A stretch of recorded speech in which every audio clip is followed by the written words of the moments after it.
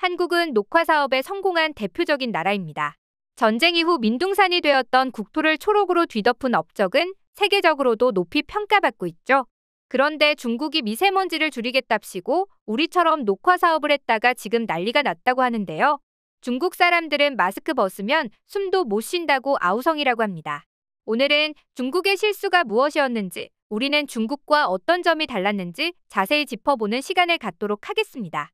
중국 베이징의 꽃가루 소식을 알리는 뉴스 영상을 보면 가히 충격적입니다. 꽃가루가 무슨 폭설이 쏟아지는 것처럼 온 세상을 뒤덮고 있는데요. 거리를 걷는 사람들마다 모두 마스크를 쓰고 있고 차도의 자동차들은 꽃가루가 시야를 가려서 거북이 걸음을 하고 있습니다. 꽃가루라고 해봐야 작은 것들이 조금씩 하늘하늘 떠다니는 것만 보던 한국 사람들에게는 정말 쇼킹한 영상인데요. 놀랍게도 이게 베이징에서는 매해 봄마다 반복되는 일상입니다. 시민들이 봄이면 꽃가루 알레르기에 시달려서 일상생활이 어려울 지경이고 국가 생산력에도 영향을 준다고 합니다. 심지어 중국 증권가에는 매년 봄이 되기 전에 마스크 제조 회사나 제약회사 주식을 사면 반드시 돈을 벌 수 있다는 농담까지 돈다고 하는데요. 중국은 어쩌다 이 모양 이 꼴이 되었을까요? 중국의 대기오염 문제가 심각한 건 다들 아실 겁니다. 특히 베이징은 과거 초미세먼지 농도가 세제곱미터당 800 마이크로그램을 넘은 적도 있는데요. 이게 얼마나 심각한 수치인가 하면 세계보건기구가 권고하는 농도는 세제곱미터당 15 마이크로그램에 불과하니까 무려 53배 이상의 차이가 나는 겁니다. 한국도 미세먼지로 말이 많지만 보통은 20에서 30 정도를 유지하고 있습니다. 하지만 베이징의 대기 수준은 건강한 사람이든 병약한 사람이든 누구에게나 심각한 영향을 줄 수 있는 정도였죠. 실제로 수많은 호흡기 질환 환자가 발생해 병원이 마비될 지경이었고 학교들은 모두 휴업령이 내려졌습니다. 가시거리에도 영향을 주어 당시 베이징의 하늘을 촬영한 사진을 보면 갈색 스모그의 하늘이 뒤덮여 태양빛도 뿌옇게 보일 지경입니다.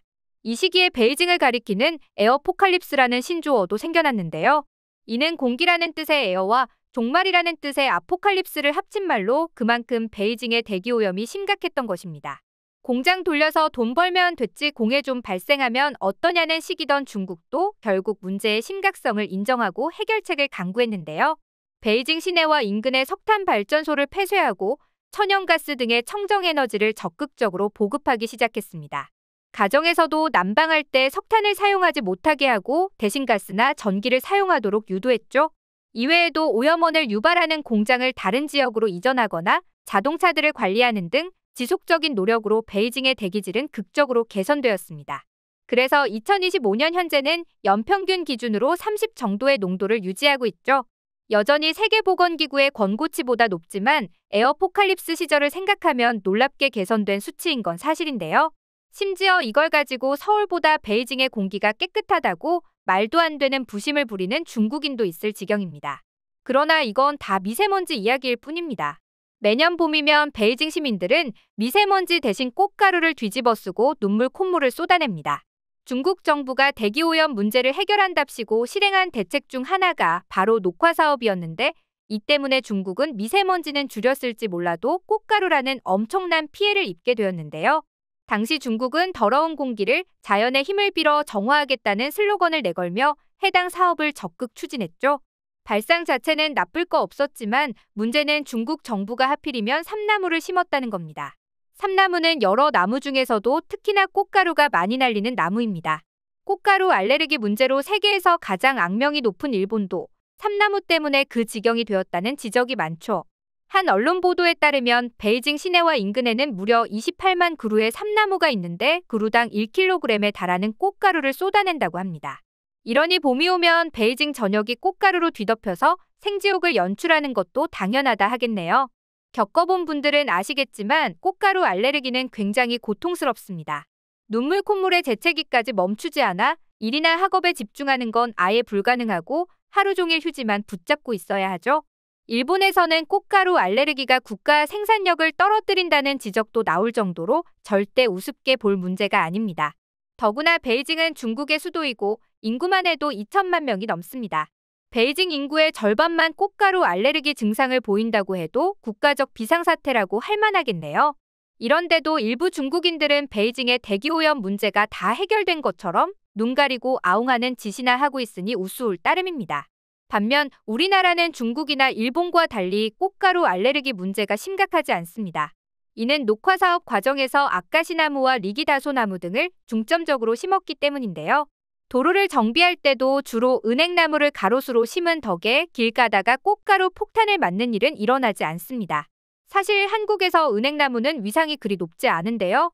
가을이면 고약한 악취를 풍기는 열매가 땅에 떨어지기 때문이죠. 한국 사람이라면 누구나 한 번쯤은 은행나무 열매를 밟고는 그 냄새 때문에 치를 떤 경험이 있을 겁니다.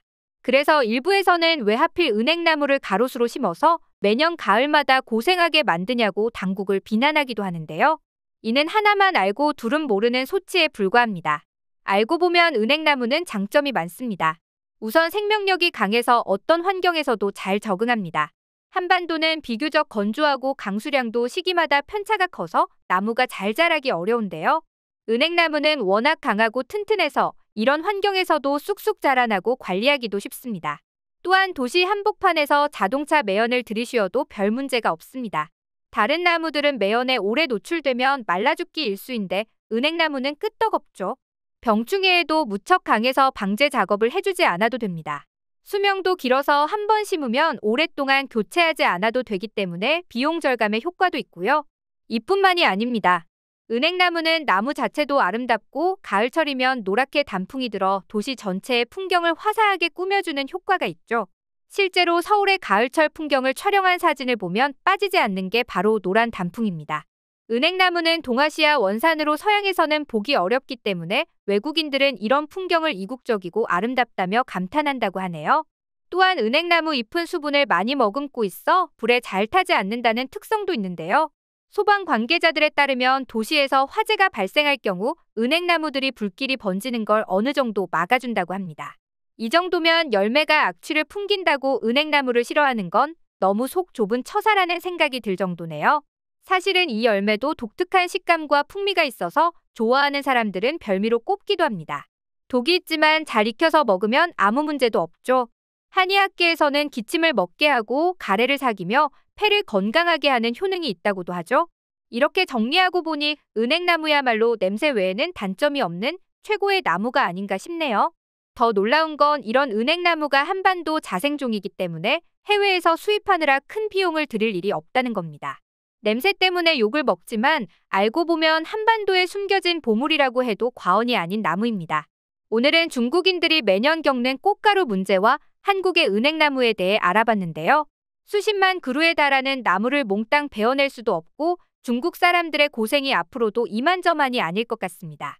그건 그렇다 치고 중국 사람들은 중국의 공기가 한국 공기보다 깨끗하다는 말도 안 되는 소리 좀 안 했으면 좋겠는데요. 애당초 한국의 미세먼지 농도가 올라간 게 누구 때문인데 그딴 헛소리를 하는 건지 어이가 없을 따름입니다. 수많은 중국인들이 꽃가루 알레르기에 시달리는 것도 자업자득이고 쌤통이라는 생각밖에 들지 않네요. 오늘의 영상 마치겠습니다.